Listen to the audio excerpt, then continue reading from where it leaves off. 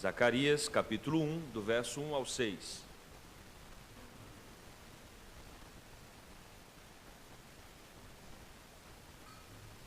Convido a igreja para uma leitura alternada desse texto. Diz assim a palavra do Senhor: No 8º mês do 2º ano de Dario, veio a palavra do Senhor ao profeta Zacarias, filho de Berequias, filho de Ido, dizendo: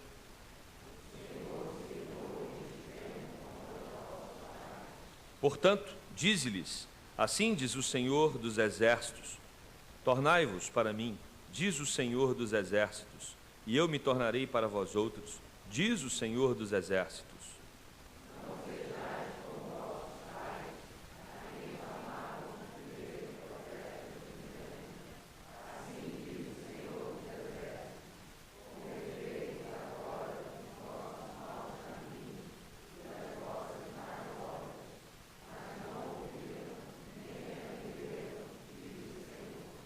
Vossos pais, onde estão eles?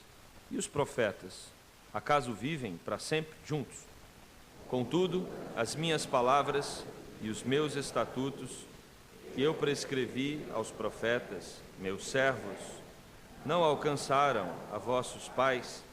Sim, estes se arrependeram e disseram: como o Senhor dos exércitos fez tensão de nos tratar, segundo os nossos caminhos e segundo as nossas obras, assim Ele o fez. Amém. Vamos orar agora pedindo a iluminação de Deus para a exposição do texto sagrado e vamos aproveitar essa oração também para orarmos pela nossa Igreja Filha Raízes, né? Não sei se todos os irmãos sabem, mas o Hotel Novo Mundo, que é onde a nossa igreja se reúne, vai fechar e o reverendo Felipe está com seu conselho procurando um local. O nosso coração está em paz por uma razão muito simples: a igreja é dele, é do Senhor. O Senhor há de providenciar um lugar ainda melhor. Amém, irmãos? Vamos orar por isso nesse momento. Querido Deus, nós estamos aqui na tua casa, certos de que o teu cuidado, o teu sustento está sobre as nossas vidas. Obrigado, Deus, porque o Senhor nos direciona, nos alimenta. É com a tua palavra, Deus, que o Senhor nutre os nossos corações e por isso nos alegramos nisso. E queremos que mais uma vez o Senhor nos fale através do texto sagrado. Pedimos especialmente pela Igreja Raízes, rogamos para que o Senhor direcione o reverendo Felipe, todo o conselho daquela igreja, que o Senhor mesmo aponte o local, Deus, aonde já está preparado para que a tua igreja possa se reunir e te adorar, que a tua bênção esteja sobre eles. Que o Senhor derrame também tranquilidade aos corações dos irmãos. Essa é a nossa oração, no nome de Jesus, amém e amém. A relação de pais e filhos às vezes não é tão simples. Aliás, na maioria das vezes não é tão simples. Pensa aí em pelo menos 2 ou 3 coisas que você culpa os seus pais por ter acontecido com você. Chega. Nós temos muito o que falar dos nossos pais e certamente os seus filhos vão ter muito o que falar de você também.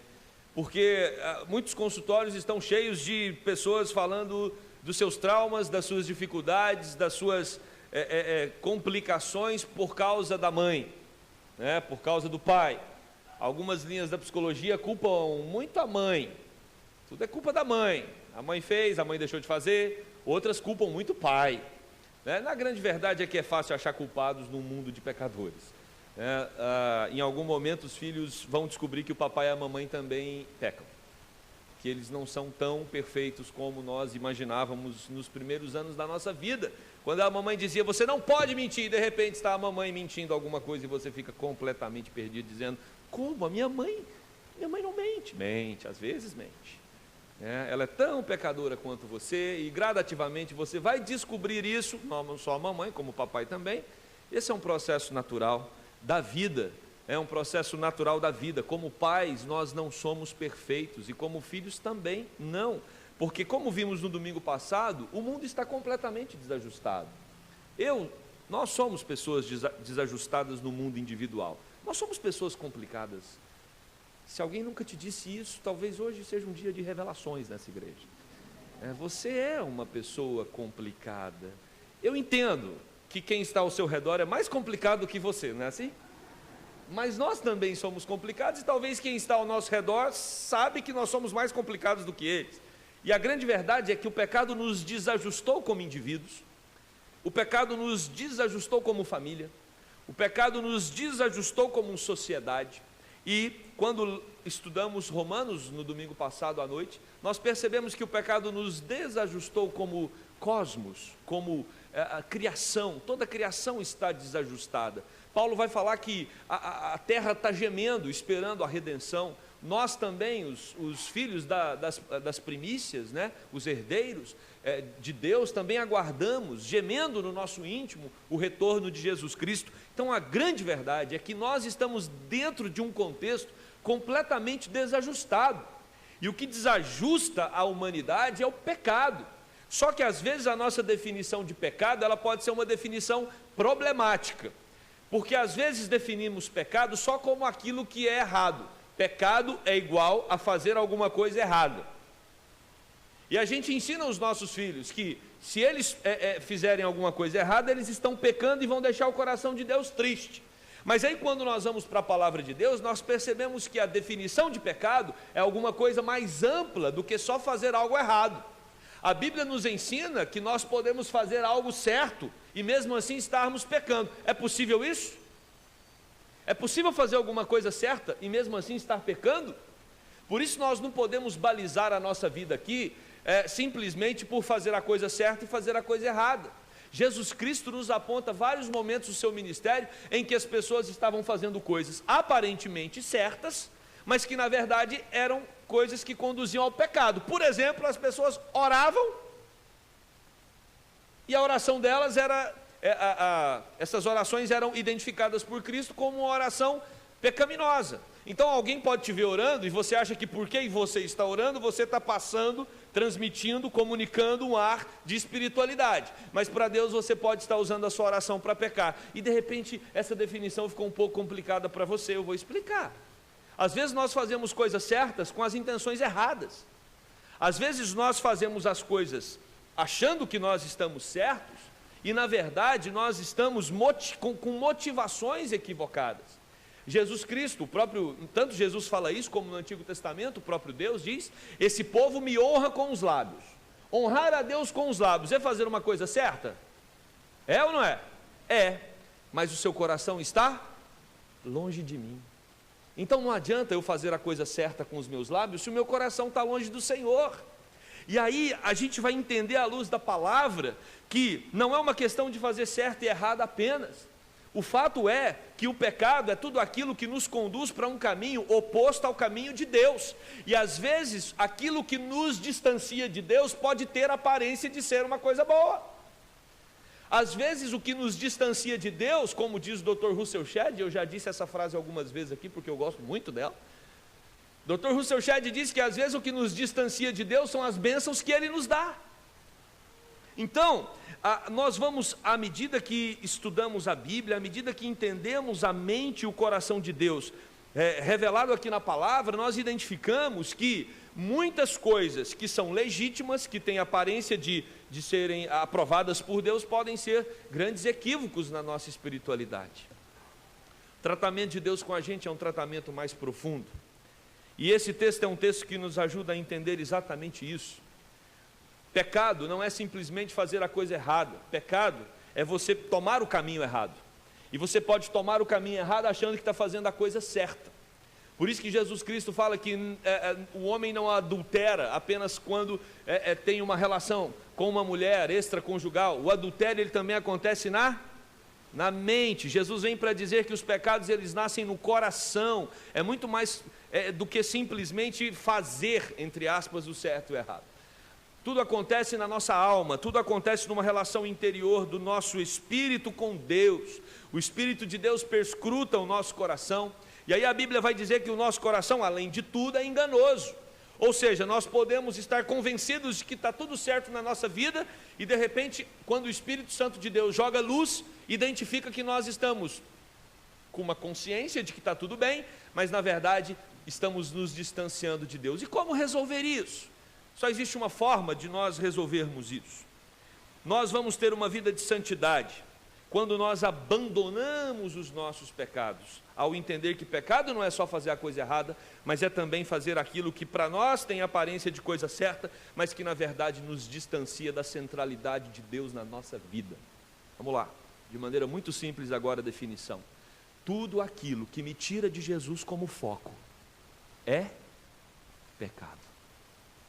Tudo aquilo que descentraliza Cristo na minha vida pode se tornar pecado. E aí o próprio Jesus vai dizer que até a nossa família, se você amar o seu pai ou a sua mãe mais do que a mim, você não é digno de mim. Se você amar as suas riquezas mais do que a mim, você também não é digno de mim. Ou seja, uma vida de santidade é uma vida onde Deus é o centro, Deus ocupa o lugar principal em nossos corações, e não só ocupa o lugar principal, mas todas as outras coisas agora são balizadas, orientadas e direcionadas pelo próprio Deus e não mais pela minha vontade.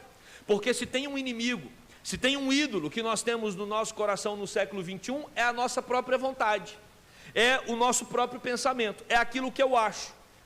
E nós aprendemos à luz da palavra que a partir do momento que nós entregamos a nossa vida para Jesus, convencidos pelo Espírito, agora já não é mais o que eu penso, não é mais o que eu acho, não é mais aquilo que eu acredito ser, mas agora é o que Deus pensa, o que Deus quer, aquilo que Deus estabelece como regra, Ele manda e eu obedeço. Através dessa relação, a nossa intimidade com Deus vai se desenvolvendo. E nós estamos aqui diante do profeta Zacarias, num momento muito especial para a história de Israel, porque Israel está voltando do exílio. Exílio é um lugar onde Deus leva o seu povo para ser tratado, porque Deus separou essa nação, para essa nação ser luz no mundo de trevas. Não tem como ser luz no mundo de trevas, vivendo como as trevas. Não tem como ser luz no mundo de trevas, abraçando os pensamentos daqueles que estão nas trevas, abraçando as filosofias daqueles que estão nas trevas, abraçando as ideologias daqueles que estão nas trevas. Se você compra o pacote das trevas, não tem como você ser luz.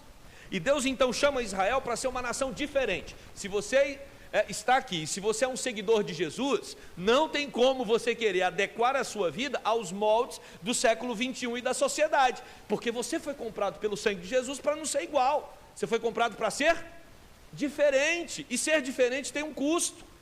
E quando nós olhamos para esse texto, nós percebemos que a nação de Israel estava cansada de pagar o custo, estava cansada de acreditar no único Deus de Israel, estava cansada de depositar a sua fé no único Deus, no único Senhor, e ela começou a flertar com os ídolos dos povos.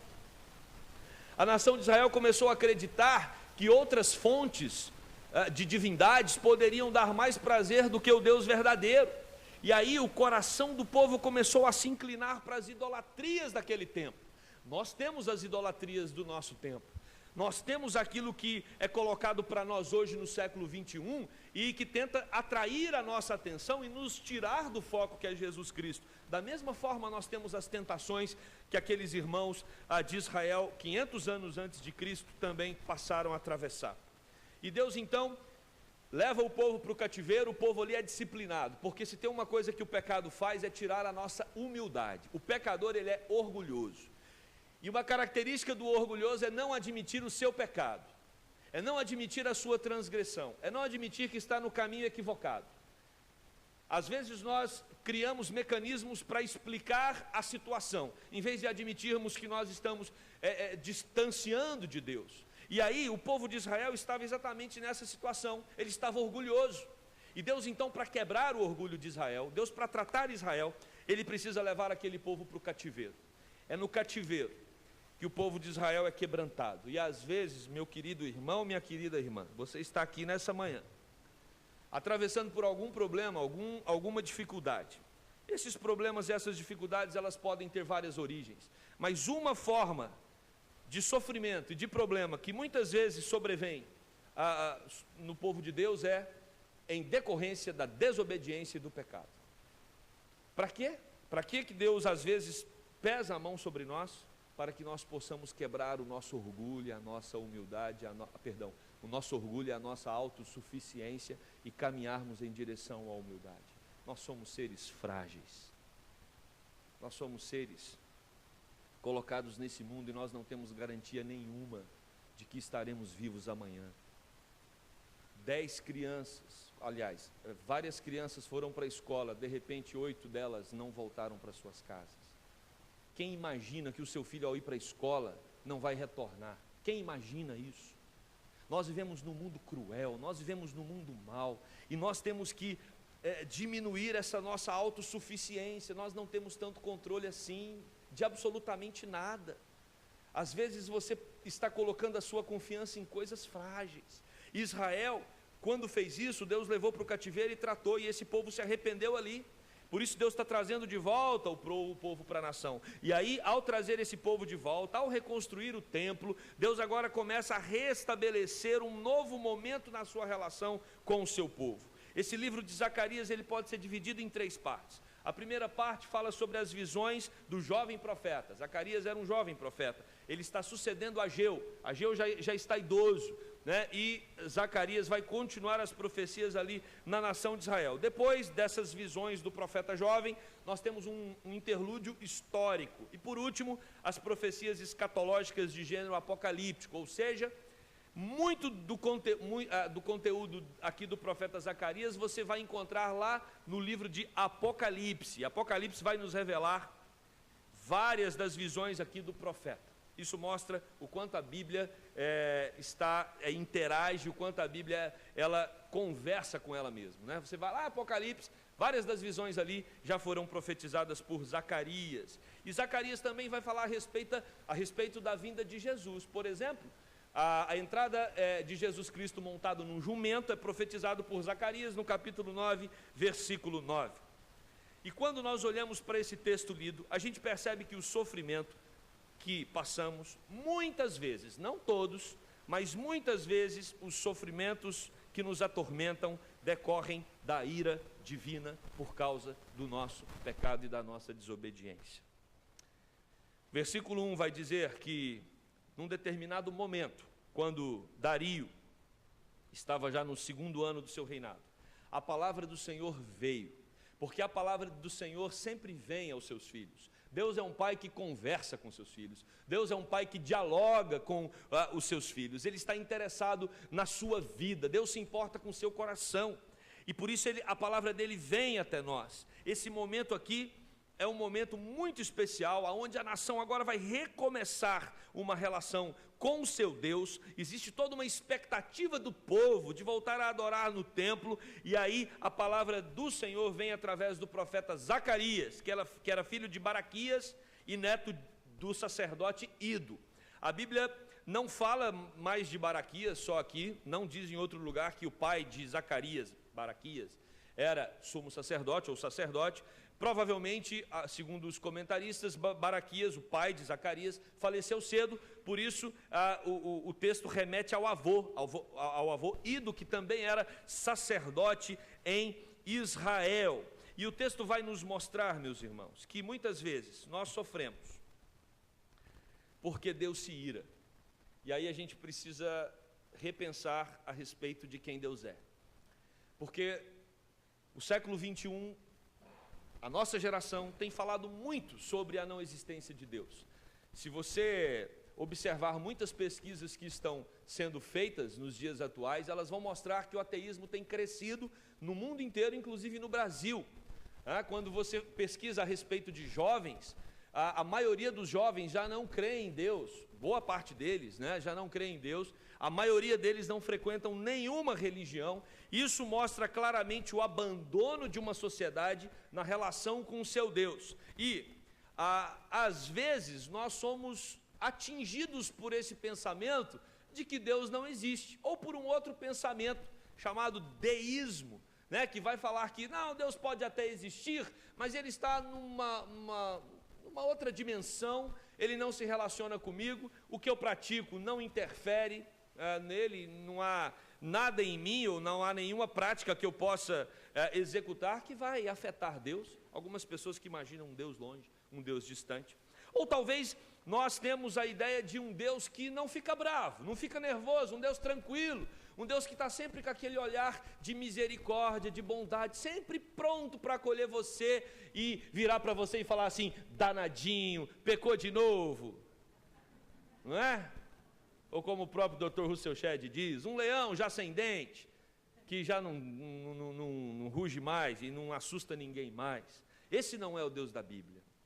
O Deus da Bíblia não é esse papaizinho legal que às vezes nós construímos na nossa mente em decorrência do contexto sociocultural que estamos inseridos. O Deus da Bíblia é um Deus que fica irado. Ele é justo? É justo. Ele é bom? Ele é bom. Ele é misericordioso? Ele é misericordioso. Ele é gracioso? Ele é gracioso. Mas ele também se ira.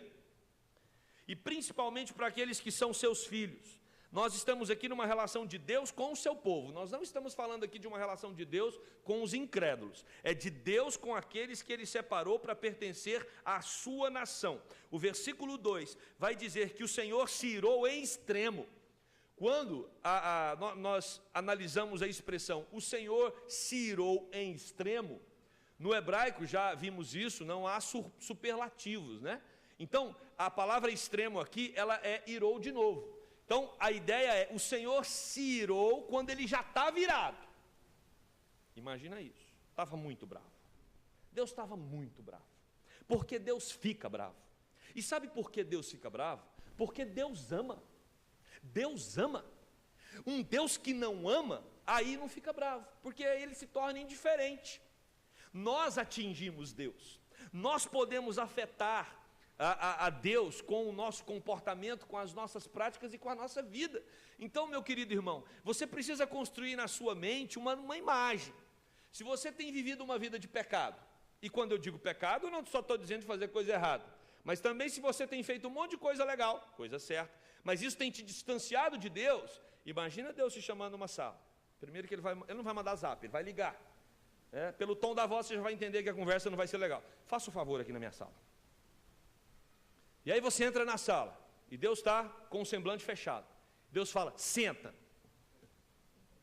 E aí você senta. E aí Deus começa dizendo, eu estou muito bravo com você.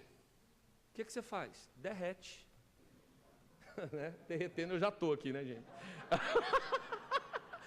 Não sei se Deus está tão bravo comigo, mas derretendo eu já estou. É o calor, por causa do calor. Quem não entendeu... Quem não entendeu, o coral entendeu. E você ali fica pálido diante de Deus, e Deus fala, eu estou muito triste com você. Irmãos, presta atenção, só tem uma conversa dessa com a gente quem nos ama, quem se importa conosco. Imagina, se você está indo numa determinada estrada, fazendo uma viagem com a sua família, e aí o seu amigo que está em casa, ele recebe uma notícia que está tendo muito assalto naquela estrada, e o seu amigo sabe que você está indo na direção aonde os assaltos estão acontecendo naquele momento. Você quer ou não quer receber uma ligação do seu amigo dizendo, recua da viagem, a sua família e você estão correndo risco? Ou você quer que o seu amigo fale, nossa, será o que vai dar, hein? Meus irmãos, quem ama, vai atrás, e o seu amigo te liga e fala, volta que você está numa fria. Aí você diz, não vou voltar não, eu vou continuar. Aí você quer que seu amigo faça o quê? Te dê uma bronca. Você tem que voltar. Você está colocando a sua vida e da sua família em risco. Volta agora. Quem ama faz isso. Quem ama quando vê o outro em risco faz isso. Ou você quando viu o seu filhinho indo em direção à tomada e colocando o dedinho, e você falou, faz isso não. Foi isso que você fez? Não foi. Você correu desesperado e tirou ele daquela situação de risco. Deus é assim conosco. E Deus, Ele se ira em extremo com o seu povo, porque Deus ama o seu povo ao ponto de dar o seu único filho. Então é muito amor, gente. Aonde tem muito amor, justifica essa ação de Deus. Eu estou muito irado com vocês porque eu amo muito vocês. Eu paguei um preço muito caro para trazer vocês para uma relação de intimidade comigo. Agora, o texto me chama a atenção para um detalhe muito interessante. Sabe com quem Deus está bravo? Com os nossos pais. Provavelmente os adolescentes vão levar esse versículo e colocar assim, em cima da cama deles. O Senhor se irou em extremo contra os vossos pais. Mamãe, vamos fazer devocional hoje? Porque é sempre os filhos sendo o objeto de disciplina, né? É sempre o pai certo, a mãe certa e o filho errado. E tome disciplina. Olha como Deus é justo, viu, gente? Olha como Deus é justo. Deus está dizendo para os filhos: eu estou muito bravo com seus pais. Com seus pais. Por quê? Olha lá, a junta diaconal, desesperada para fazer esse ar produzir mais. Eu estou triste com os seus pais. Eu estou irado com os seus pais. Por quê? Porque os pais se desviaram do caminho do Senhor. Filhos estão correndo risco porque muitos pais têm amado as coisas desse mundo mais do que a Deus. E aí o próprio Deus agora falando aos filhos: eu estou irado em extremo contra os vossos pais. O versículo 4 vai nos ajudar a entender a dimensão dessa ira. Não sejais, olha só, primeiro Deus fala que está irado. Tudo que um pai quer e uma mãe quer é que o filho lhe obedeça, não é? Não é? Aliás, a Bíblia tem várias instruções sobre isso, que o filho tem que honrar e obedecer aos pais. Mas olha só o que o próprio Deus fala: não sejais como vossos pais. Não sejais como os vossos pais. Imagina Deus tendo uma conversa dessa com seu filho. Não seja como seus pais. Momento de tensão. Deus está falando para os filhos: vocês precisam ter uma fé sem ídolos. Vocês precisam ter uma fé verdadeira. Vocês precisam ter uma fé focada somente em mim, diz o nosso Senhor Deus àquele povo. Porque os pais desviaram seus corações. E aqui vai uma exortação para todos nós que somos pais: cuidado, porque você é a fonte primária de transmissão de crença e valores para os seus filhos. E às vezes vocês estão querendo que os seus filhos ouçam o que vocês têm a dizer, mas o que vocês fazem fala muito mais alto do que aquilo que vocês têm a dizer. Os nossos filhos precisam ver em nós uma fé verdadeira. E aí eu quero estender essa exortação bíblica, amorosa, aos avós, porque não tem coisa melhor para uma criança, um jovem, um adolescente, do que ver uma avó piedosa, um avô piedoso, uma mãe piedosa, um pai piedoso, e ele poder ter o conforto, poder ter a segurança de que a fé que ele vê na vida dos avós, na vida dos pais, é uma fé que vale a pena ele investir a vida dele, como Paulo fala para Timóteo: Timóteo, siga o exemplo da sua avó, siga o exemplo da sua mãe. Ou será que nós vamos ter que fazer uma exortação como o próprio Deus está fazendo aqui? Não siga o exemplo dos seus pais, porque eles amaram mais ao mundo, as coisas do mundo, amaram mais ao dinheiro, amaram mais aos seus projetos pessoais, amaram mais a um status, a um poder do que a Deus. Tem muito filho que às vezes se desconecta da fé, porque ele olha para o pai e para a mãe e fala: essa fé vai me piorar muito. Ele vê o pai e a mãe chegando na igreja, conversando com todo mundo, tentando se apresentar como uma pessoa amigável, doce, cordial, mas aí quando ele chega em casa, parece que tira uma capa, e ele vê um pai ríspido, um homem grosso, um homem desequilibrado, às vezes uma mulher também destemperada, e ele olha para aquilo e fala: mas que fé é essa? É para você que Deus está dizendo lá no quarto, quando você entrar para orar: não siga a fé dos vossos pais, porque essa é uma fé incoerente. Essa é uma fé, como o próprio Jesus Cristo vai nos explicar, uma fé hipócrita, de gente que é uma coisa na igreja, mas chega em casa e é outra. Agora, isso não te dá, filho, o direito de desonrar os seus pais, independente da fé que eles têm, independente da incoerência espiritual que às vezes eles demonstram para você.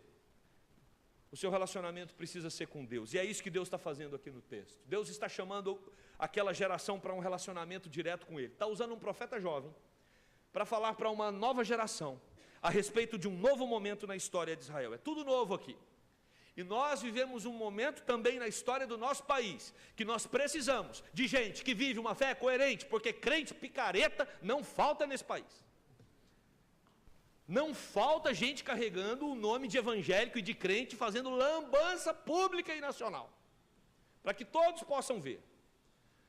Deus está nos advertindo nessa manhã, para que sejamos, como muitas outras também, que sejamos uma igreja que leva Deus a sério, uma igreja coerente, uma igreja que ama a Deus sobre todas as coisas, e uma igreja onde os pais servem de testemunho para os seus filhos a respeito desse amor a Deus, a respeito dessa fé coerente, dessa fé que ultrapassa simplesmente os ritos religiosos. É isso que o versículo 4 vai nos ensinar. Assim diz o Senhor dos Exércitos: vocês, filhos, convertei-vos agora dos vossos maus caminhos e das vossas más obras, caminhos e obras. Mas os seus pais, no caso, que não ouviram e nem atenderam, no entanto, eles se arrependeram. Diz o versículo de número 6, eles se arrependeram. Por isso, se você não quer sofrer as consequências da ira divina, seja obediente ao Senhor. Quebrante seu coração, admita que você não dá conta sozinho, admita que esse mundo jaz no maligno, admita que não tem proposta melhor do que Jesus Cristo, aquele que nos amou ao ponto de morrer numa cruz por nós. O verso 3 então vai nos exortar. Portanto, diz-lhes, diz Deus ao profeta, diz para o povo: assim diz o Senhor dos Exércitos, tornai-vos para mim.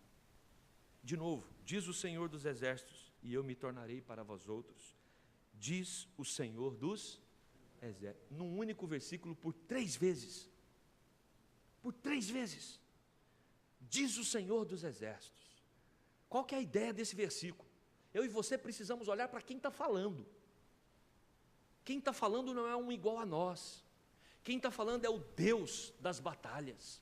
É o Todo-Poderoso que deu vitória para aquele povo até aquele momento. Aquele povo viu a manifestação de Deus, assim como nós temos visto diariamente o cuidado, a manifestação e a bênção do Senhor sobre nós e sobre a nossa casa. Olha para onde você mora, olha para a fartura da sua casa, olha para a saúde dos membros da sua casa, olhe para as conquistas que você já teve na sua vida e veja a mão de Deus. E Deus está dizendo: sou eu que sempre cuidei de você, sou eu, o Deus que abriu o mar vermelho e fez o povo passar em terra seca, sou eu, o Deus que fez comida cair do céu para alimentar o povo por 40 anos no deserto, sou eu, o Deus que faz brotar água da pedra, sou eu, o Deus que deu todas essas terras para a nação de Israel, sou eu, o Deus que colocou o rei Davi, o rei Salomão, para dirigir essa nação, e manifestei a minha vontade, e dei a Salomão a ordem de construir esse templo para me manifestar diante de vocês. Sou eu o que promete o Messias, o Salvador, sou eu que dei o meu único filho para que todo aquele que nele crê não pereça, mas tenha a vida eterna. Sou eu que estou falando. Vira para mim. E aí a gente precisa construir uma outra figura, né? Sabe quando você está muito nervoso com alguém e você não consegue olhar para o rosto da pessoa? O nervoso da história aqui é Deus, Ele é que está bravo, é Ele que deveria dar as costas para a gente e dizer: quer saber? Se vira. Mas Ele está nervoso, Ele está irado e dizendo: olha para mim, eu estou falando é com você, olha para mim, arrependa-se.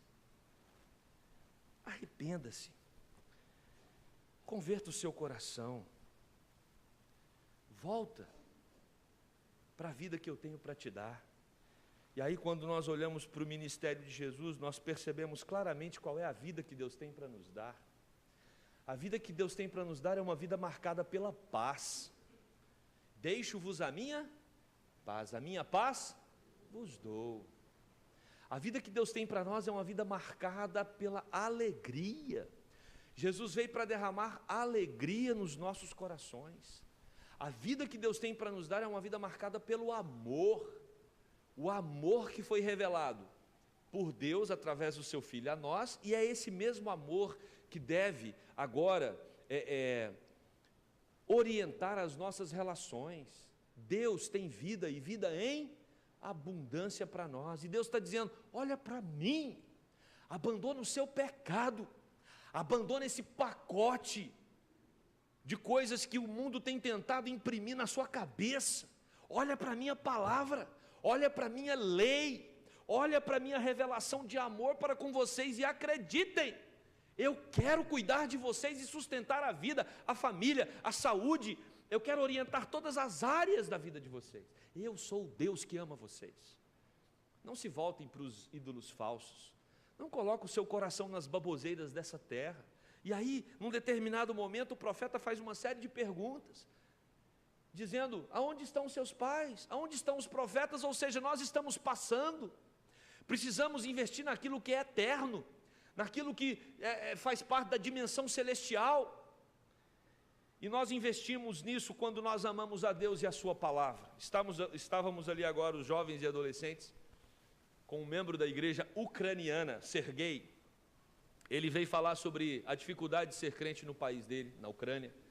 Por um determinado momento, para que as pessoas pudessem ler a Bíblia era transcrita manualmente e era espalhada secretamente para que alguém pudesse ter acesso à Bíblia. E aí um dos nossos jovens fez uma pergunta fantástica. Perguntou assim: vem cá, você tem algum escritor, teólogo russo,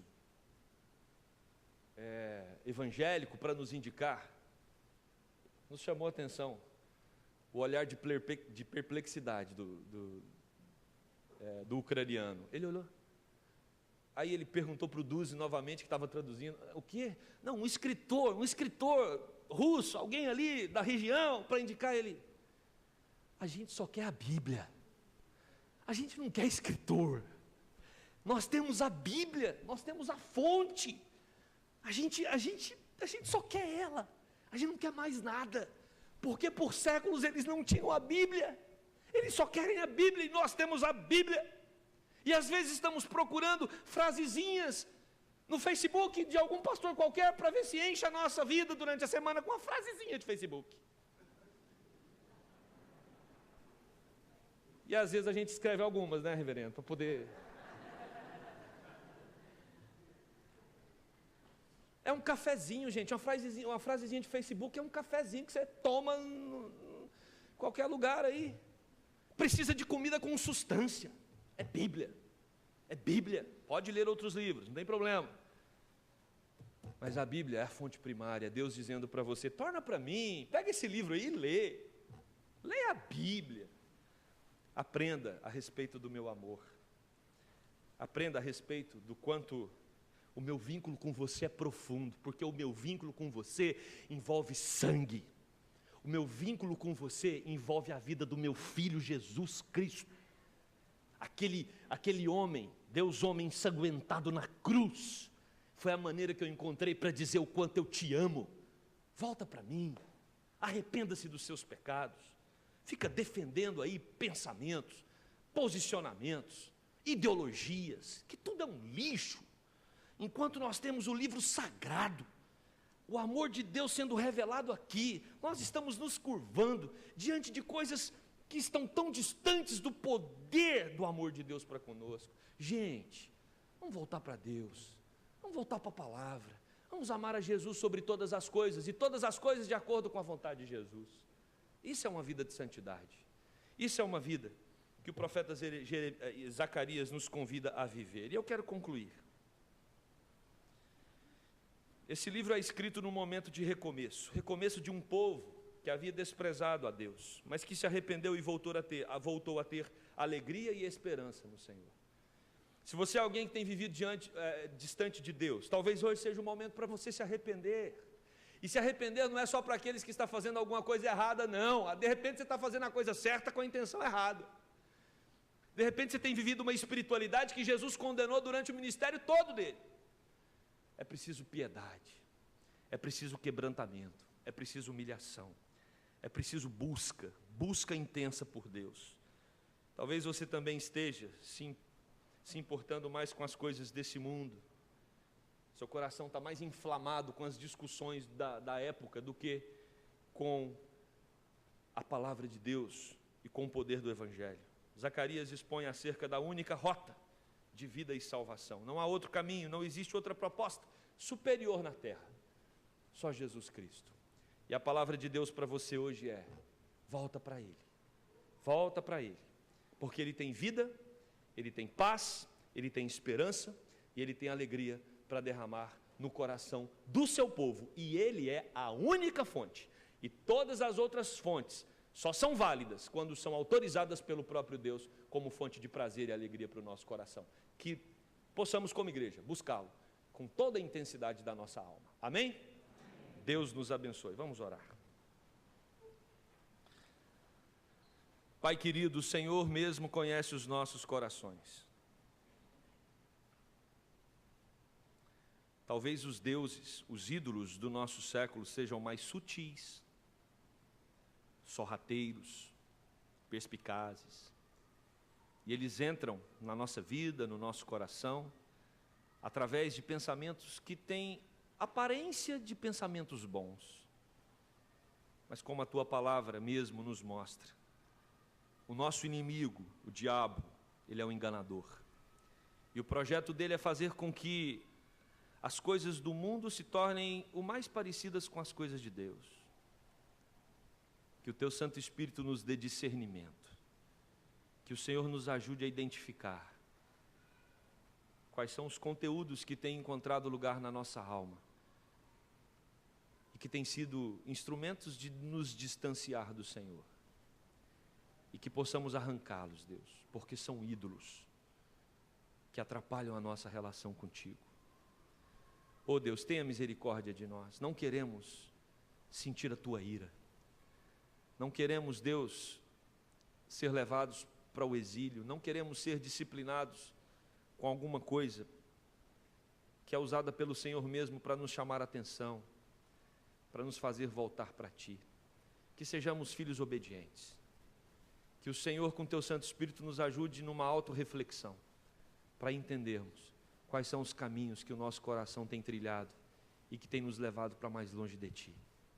E que o Senhor mesmo, Deus, como bom pastor, nos conduza aos pastos verdejantes, nos conduza à vida abundante que só o Senhor tem para nós.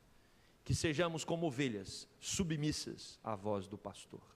O pastor que em todo o tempo está dizendo: volta para mim, torna-te para mim, arrependa-te dos teus pecados.